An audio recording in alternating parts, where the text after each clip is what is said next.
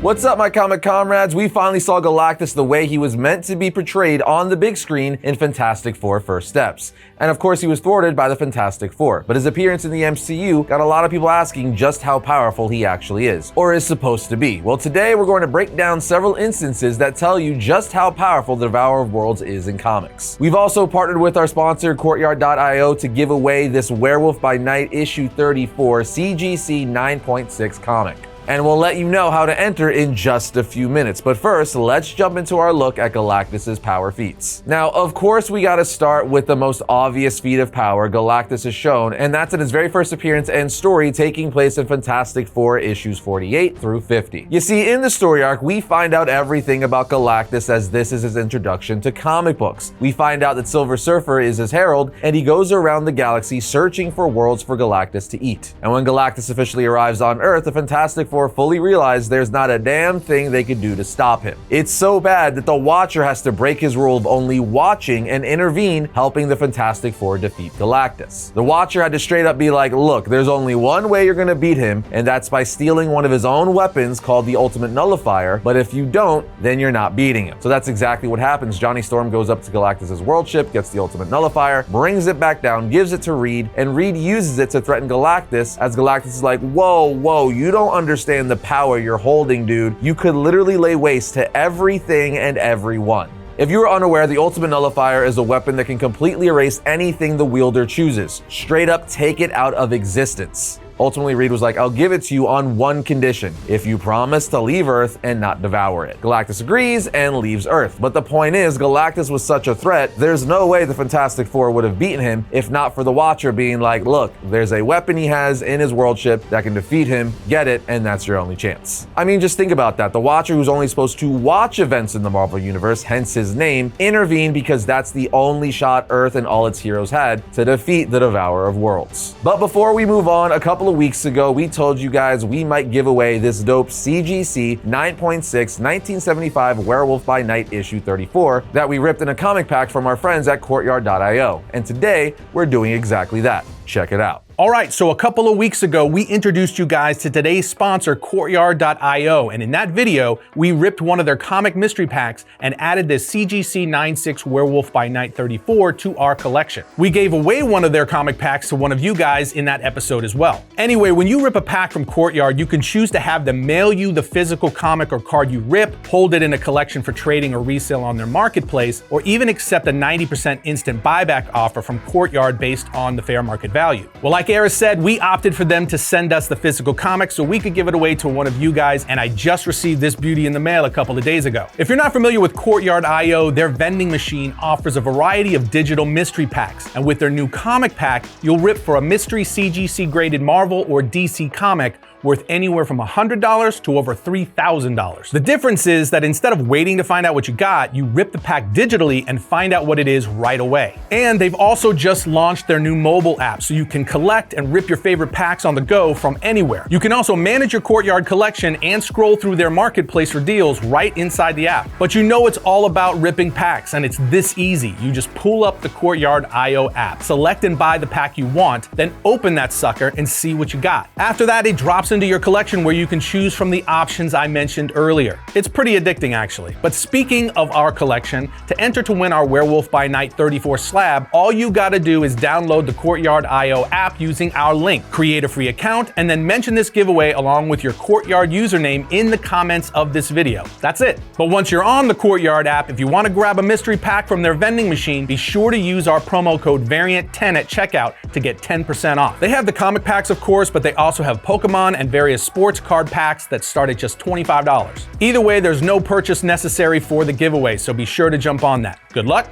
and happy hunting. All right, our next example of Galactus' power comes from the Annihilation series. During this event, Galactus was captured by the Annihilation Wave. If you're not aware what the Annihilation Wave is, it's a wave led by a nihilist that comes from the negative zone. It's a massive wave consisting of incredibly powerful insect-like creatures. The insect swarm is endless and can overwhelm even the most powerful cosmic level beings with sheer numbers. They also share a hive mind to a nihilist. They are such a powerful force, they have wiped out the Nova Corps Corps, slaughtered countless Kree and Skrull fleets, and even captured Galactus and turned him into a weapon as seen in the Annihilation series. They straight up chained Galactus to a planetary destruction engine, then forced him to wipe out worlds as a weapon for the Annihilation wave. Now you're probably thinking, I thought you were supposed to be talking about how powerful he was, not him getting defeated. Now the thing is, after this, in issue 5 of the series, Drax helps Silver Surfer free Galactus, at which point, once free, Galactus is extremely pissed off and unleashes an insane cosmic blast from his eyes, saying, "Know me, Annihilus, know me and no fear," as he begins to wreak havoc on every being there opposing him. At which point, Annihilus is like, "No, it is free. The Galactus thing is free." Galactus then says, "Go forth, Surfer, herald my rage," as he uses Silver Surfer and the power cosmic bestowed on him to get his revenge. Yeah, Galactus is not someone you want to piss off. Now this brings us to the Cataclysm, the Ultimate's Last Stand story. In this series, Galactus shows up in the Ultimate Universe, and he just appears towering out of nowhere, so much so, while Miles is walking the city streets with his friend Genki, he looks up and says, "You see that, right?" His friend's like, "You gotta do something." He's like, "What can I do?" Genki tells him, "Dude, I don't know, but you have to suit up." As Galactus starts walking through Manhattan destroying buildings, Miles suits up and says to himself, "All right, now what? I'm a teenager with spider powers, and what is that? Where are the Ultimates? Where's the army?" He then asks, what is he doing? As we see Galactus power up his hands with the power cosmic before releasing a blast that levels all of Brooklyn. With a single blast, mind you, it's pretty insane. The art is ridiculous. He then starts making his way to New Jersey as we see above New Jersey a shield ship flying with Monica Chang saying, "Inform SHIELD High Command that we are at a cosmic level threat. All hands to battle stations. This is not a drill. I repeat, this is not a drill. According to these readings, this is an energy level we have never encountered before.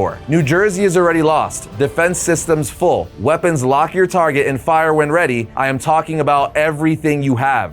Fire." Let's just reiterate that a little bit. She full on said, "This is an energy level we've never encountered before. New Jersey is already lost." So he already took out Brooklyn and somehow New Jersey. Now, obviously at this point, the Ultimates show up consisting of Fantastic Four, Captain America, Iron Man, Thor, and more. But when they try to combat him, he just stands there staring at them, with Iron Man even saying, "Yeah, I think we're just annoying him." Galactus then releases yet another blast of power cosmic. And as the series goes on, we just see Galactus lay waste to Earth left and right, with the heroes not able to do a damn thing, so obviously they're scrambling before he levels the entire planet. Ultimately, in the end, Reed Richards is able to suck Galactus into the negative zone with a negative zone portal. But the sheer and utter destruction Galactus caused before they were able to do that was insane. Now let's move on to the time Galactus was sent to the mystical realms in the 2018 Doctor Strange series, taking place in issues 12 through 17. Basically what's happening in the series is Galactus the Devourer of Worlds is threatening a planet. So a sorcerer named Zolas stole some of Doctor Strange's powerful artifacts and banished Galactus to the mystical realms. Doctor Strange then says, "What have you done?" Zolas responds, "More than you, I have saved the universe." Strange responds, "Maniac, don't you realize the chaos you've triggered?"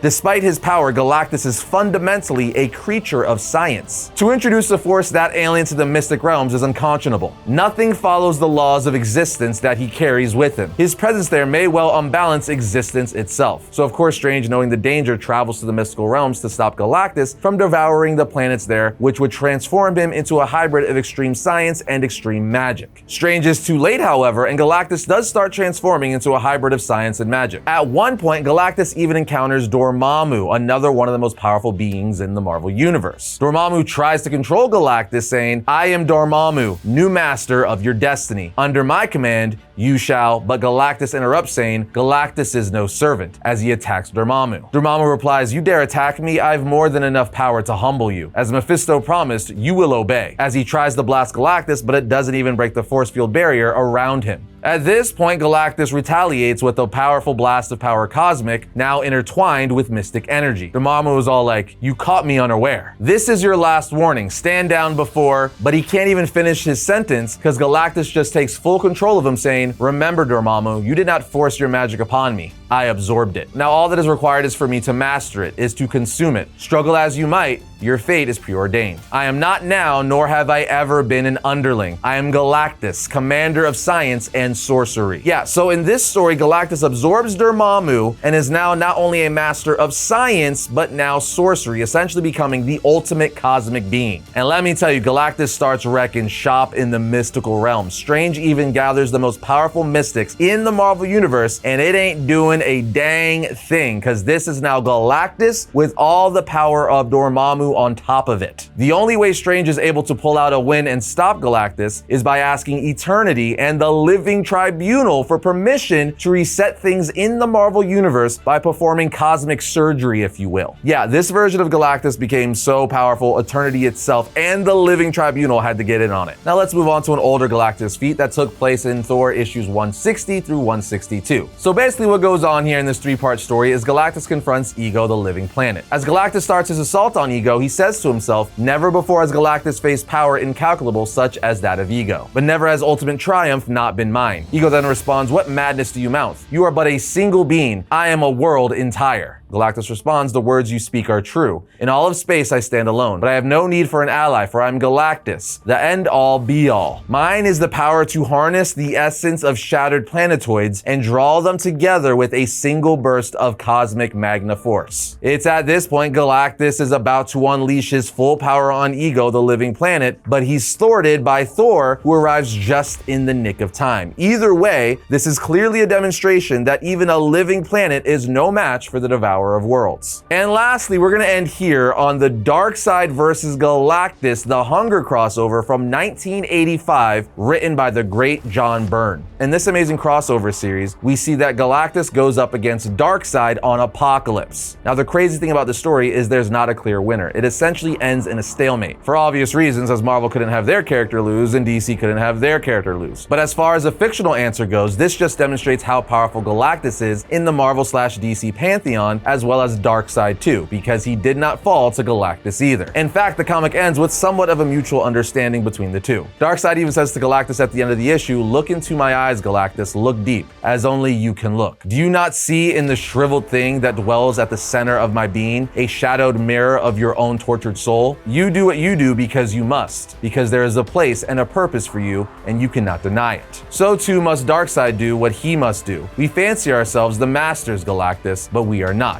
Galactus responds, yes, we are the prisoners of our own natures. You fought to preserve this world for no greater reason than that it is yours. Darkseid replies, yes, now leave my world, Star God. There is nothing here for you. So essentially, after Galactus couldn't defeat Darkseid and consume Apocalypse, and Darkseid couldn't necessarily defeat Galactus, they realized they're pretty much one and the same and went their separate ways. But there you have it, friends, several examples of just how powerful Galactus is. We hope this made you better understand how big of a threat he is in comics. With that said, let us know what your favorite powerful Galactus moment is down in the comment section. Other than that, we will see you next time when we talk about all things comics.